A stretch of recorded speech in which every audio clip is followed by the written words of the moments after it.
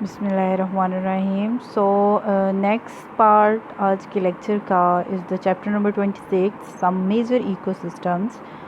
Ecosystem इससे पहले 25 chapter के अंदर हमने डिटेल से देखा है। इकोसिस्टम कहते हैं दो चीज़ों का मजमुआ होता है।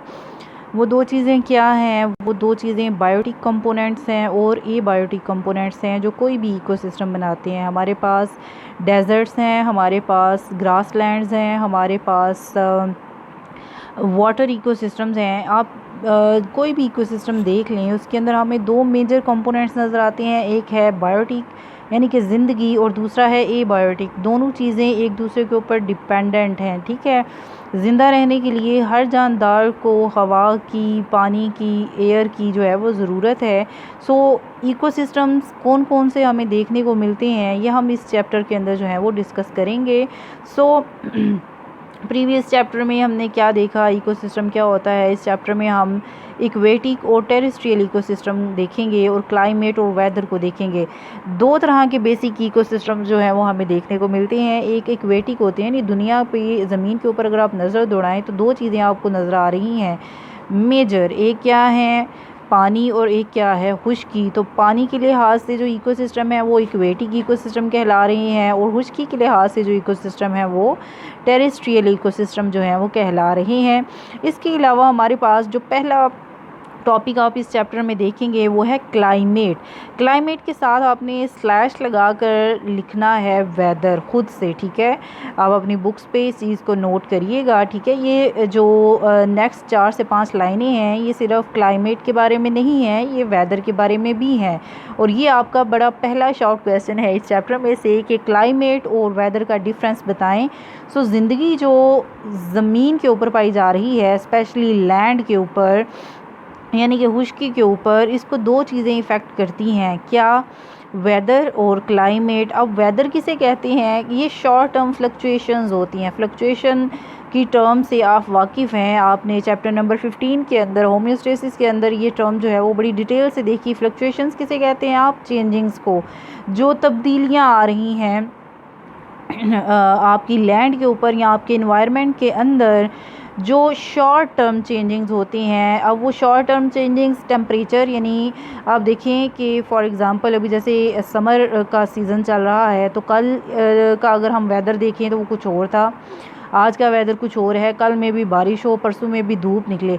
तो ये जो शॉर्ट टर्म फ्लक्चुएशंस हैं ये वेदर कहलाती हैं। ये टेम्परेचर में हो सकती हैं। ह्यूमिडिटी देखें, जिस दिन हवा चल रही होगी, धूप कम होगी, उस दिन ह्यूमिडिटी यानी कि नमी ज़्यादा होगी हवा के अंदर। अब जिस दिन धूप निकली हुई है उस दिन आप हवा महसूस नहीं करेंगे, ह्यूमिडिटी क्या हो जाएगी? कम। क्लाउड कवर आपको जो है वो ड्राई एक डे के अंदर ज़्यादा नज़र आएगा बनिस्बत उसके जब धूप निकली हुई है। इसी तरह विंड है या प्रिसिपिटेशन है, ये चेंज हो रहा है over the periods of hours और डेज़, यानी ये दिन के हिसाब से भी चेंजिंग्स आ रही हैं और घंटों के हिसाब से भी चेंजिंग्स आ रही हैं।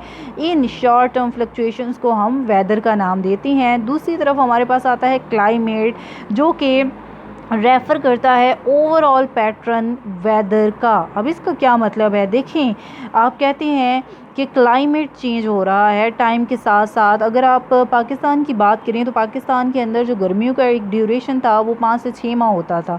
अभी गर्मियां जो हैं वो 7 से 8 मंथ तक एक्सीड कर गई हैं। ये किस वजह से है? क्लाइमेट चेंज की वजह से। Climate change year two year या सेंचुरी टू सेंचुरी किसी भी पार्टिकुलर एरिया के अंदर जो है वो चेंजिंग्स लेकर आता है। समझ में आ गई बात? यानी वेदर तो डेली बेसिस पे चेंज हो रहा है, लेकिन क्लाइमेट जो है वो सदियों के हिसाब से, जैसे मैंने आपको एग्जांपल दी कि गर्मियों का अगर एस्टिमेट लगाएं तो आज से कुछ सालों बाद, यानी हमारे पेरेंट्स से पूछे तो वो कहते नहीं इतनी गर्मी कभी नहीं पड़ती थी, अभी ज़्यादा होना शुरू हो गई है। ये क्लाइमेटिक चेंज है। ग्लेशियर्स पिघल रहे हैं, पानी जो है वो ज़्यादा वेपोरेट होना शुरू हो गया है, गर्मी की शिद्दत में इजाफा हो रहा है, ग्लोबल वार्मिंग की वजह से, पोल्यूशन की वजह से। ये सारी चीज़ें क्लाइमेट को क्या कर रही हैं? चेंज कर रही हैं। So the next heading of the chapter is aquatic और hydrospheric ecosystem। aquatic ecosystem का दूसरा नाम hydrospheric, hydro mean water, spheric mean zone या space। तो ये वो space है जिसके अंदर क्या पाया जा रहा है? पानी। हाइड्रोस्फेरिक इकोसिस्टम क्या है? ये वो सिस्टम है पानी का जहाँ पर जानदार और बेजान कंपोनेंट्स मिलकर ट्रांसफ़र करते हैं एनर्जी को, और ये सारा कुछ कहाँ हो रहा है? With in the water. अब पानी दो तरह का होता है, या तो वो साल्ट वाटर है जिसको हम ओशंस और सीज़ का पानी कहते हैं, और ये जो लार्जेस्ट इकोसिस्टम है ये ज़मीन का बनाते हैं, और 71% जो यानी हमारी ज़मीन के ऊपर 71% सरफेस जो है वो क्या है? पानी है, और वो पानी कौन सा है? साल्ट वाटर है। Is that clear?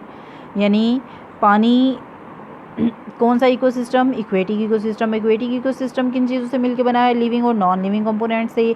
अब उन लिविंग और नॉन लिविंग कंपोनेंट्स में दो तरह का पानी देखने को मिलेगा, एक साल्ट वाटर है और एक फ्रेश वाटर। साल्ट वाटर वो जिसमें नमक की क्वांटिटी ज़्यादा होती है, और फ्रेश वाटर को हम रनिंग वाटर कहते हैं, इसमें नमक की क्वांटिटी क्या होती है? ये कम होती है। ठीक है, अब साल्ट वाटर 71% है, और जो फ्रेश वाटर है किसी भी इकोसिस्टम का ये लेस देन 1% है। तो हमें यूनिक प्रॉपर्टीज़ देखने को मिलती हैं जो कॉमन है इक्वेटिक इकोसिस्टम के अंदर, यानी वो साल्ट वाटर है या वो फ्रेश वाटर है, उनके अंदर कॉमन हमें देखने को मिलती हैं। तो सबसे पहला फीचर जो हमें देखने को मिलता है इक्वेटिक इकोसिस्टम में वो है टेम्परेचर। वाटर चेंज करता है अपना temperature slower than the air, हवा की निस्बत आहिस्ता आहिस्ता। So temperature in aquatic ecosystem is more moderate to support life, यानी ज़िंदगी गुजारने के लिए या ज़िंदगी को सपोर्ट करने के लिए टेम्परेचर बड़ा ही माकूल है किसके अंदर? पानी के अंदर, क्योंकि ये इतना जल्दी चेंज नहीं होता जैसे कि हवा के अंदर हो रहा होता है।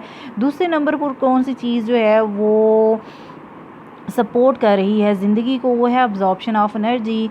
पानी जो है ये ट्रांसपेरेंट है, लेकिन ये अब्जॉर्ब करता है considerable amount of light energy that sustains life even in the clearest water. बड़ा साफ़ पानी है तो जो इंटेंसिटी है लाइट की वो डिक्रीज़ होनी शुरू हो जाएगी डेप्थ ऑफ द सी के अंदर। So at the depth of 600 feet, यानी आप जब पानी में, समंदर में या दरिया में 600 फीट तक जाएंगे और उससे नीचे जाएंगे तो लाइट की क्वांटिटी क्या होना शुरू हो जाएगी? कम।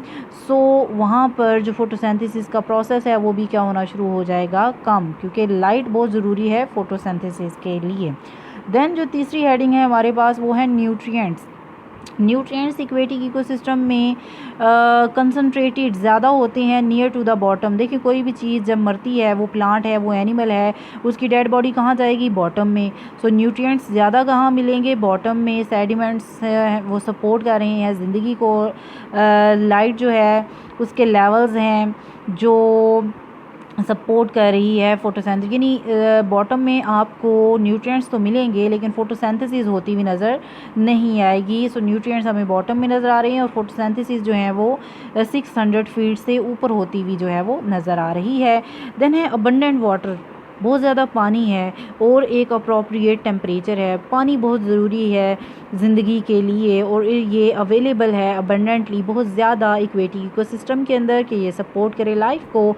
मेजर फैक्टर जो डिटरमिन करेंगे क्वांटिटी और type of the life in ecosystem और एनर्जी एंड न्यूट्रिएंट्स, दो चीज़ें ज़्यादा इम्पॉर्टेंट है। एक क्या है कि पौधों को या एनिमल्स को या जानदारों को जो पानी के अंदर हैं उन्हें एनर्जी मिल रही है, और दूसरे नंबर पर उन्हें न्यूट्रिएंट्स मिल रहे हैं। टेम्परेचर, अप्रोप्रिएट टेम्परेचर प्रेजेंट है इक्वेटिक इकोसिस्टम में ताकि कैरी आउट किया जा सके मेटाबॉलिक प्रोसेसेस को। सो आप यहाँ पर देख सकते हो, आपको एक ओपन ओशन दिखाया है जिसमें आपको डिफरेंट एनिमल्स दिखाए गए हैं, जिसमें वेल लीप है, क्लियर वाटर के अंदर फिशेस हैं, ब्लू जैक स्विम है जो आपको तैरती हुई नज़र आ रही है। फिशेस के अलावा आपको फोटोसिंथेटिक फाइटो प्लैंक्टॉन्स नज़र आ रहे हैं। प्लैंक्टॉन्स मीन जो आम आंख से नज़र नहीं आते, ये प्रोड्यूसर्स हैं, ये अपनी ज़िंदगी खुद बना रहे हैं। फाइटो प्लैंक्टॉन्स को ईट कर रहा है जू प्लैंक्टॉन्स, यानी कि एनिमल्स खा रहे हैं। ये भी माइक्रोस्कोपिक क्या होते हैं? क्रस्टेशियंस होते हैं, जिनमें कोपीड है ये, जिसको आपने ई फिगर में देख सकते हैं। स्पाइनी प्रोजेक्शंस होती हैं इनके पास। ये प्लैंक्टॉनिक क्रिएशंस हैं जो हेल्प करती हैं ताकि sinking below the photic zone के ये जाकर सिंक हो जाएं, यानी कि डूब जाएं बॉटम के अंदर, ताकि न्यूट्रिएंट्स क्या हो जाएं? रिच हो जाएं पानी के अंदर, और जानदार जो हैं वो ज़िंदा रह सकें। So this was our today's lecture.